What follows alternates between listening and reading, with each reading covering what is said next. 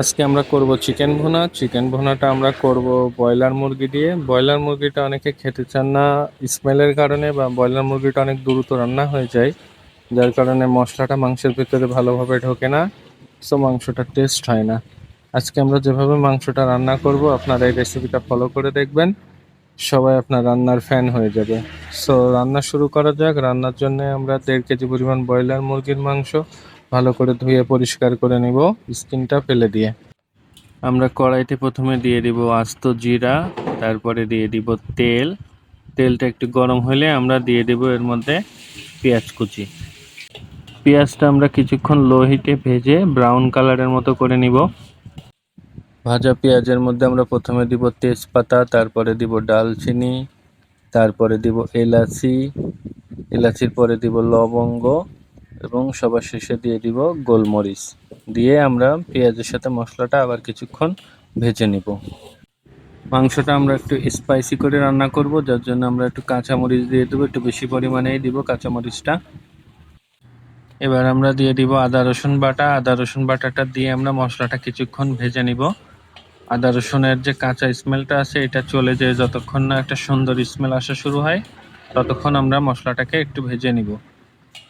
আমাদের মশলার থেকে সুন্দর একটা স্মেল আসা শুরু হয়েছে।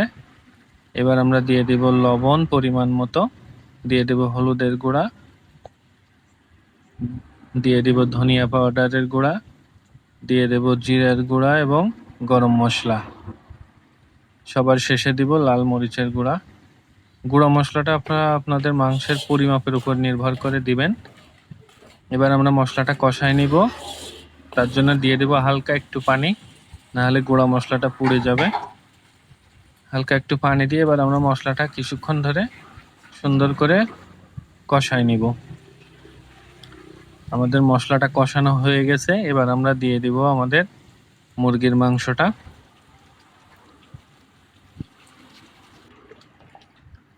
মুরগির মাংসটা দিয়ে আমরা সুন্দর করে মশলার সাথে মিক্স করে নিয়ে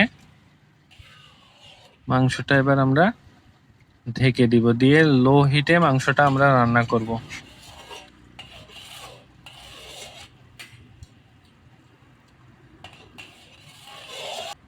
মাংসটা এবার আমরা ঢেকে দিব। মাংসটা আমরা ঢেকে দিয়ে 10 মিনিট রান্না করে নিলাম। নিয়ে ঢাকনা উঠায় এবার আমরা মাংসটা একটু নেড়ে চেড়ে দিব। মাংসর থেকে যে পানি বের হয়েছে এটাতে আমরা মাংসটা রান্না করে ফেলবো, এটাতে আমরা আর এক্সট্রা পানি অ্যাড করব না। যেহেতু মাংসটা আমরা রান্না করবো একেবারে শুকনো শুকনো ভুনা করে রান্না করব। ব্রয়লার মুরগি রান্না করলে ঝোল রাখলে মজা হবে না। আমাদের রান্নাটা অলমোস্ট হয়ে গেছে। রান্নাটা আমরা 40-45 মিনিট সময় নিয়ে করব। লো হিটে আস্তে আস্তে রান্না করলে মশলাটা সুন্দর মাংসের ভিতরে ঢুকবে, তাহলে মাংসটা অনেক টেস্ট হবে। মাংসটা আমরা হালকা করে নেড়ে নেড়ে আর একটু কষায় নিব। মাংসের থেকে পুরোপুরি যখন তেলটা উঠে আসবে আমাদের মাংসটা রান্না হয়ে যাবে।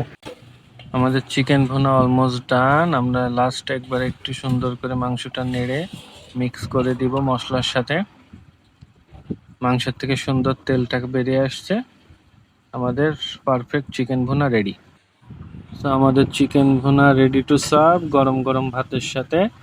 ডিলিশিয়াস চিকেন ভুনা। রেসিপিটা যদি ভালো লাগে আপনারা সাবস্ক্রাইব করে দিবেন চ্যানেলটা, আরও মজার মজার রেসিপি পেতে।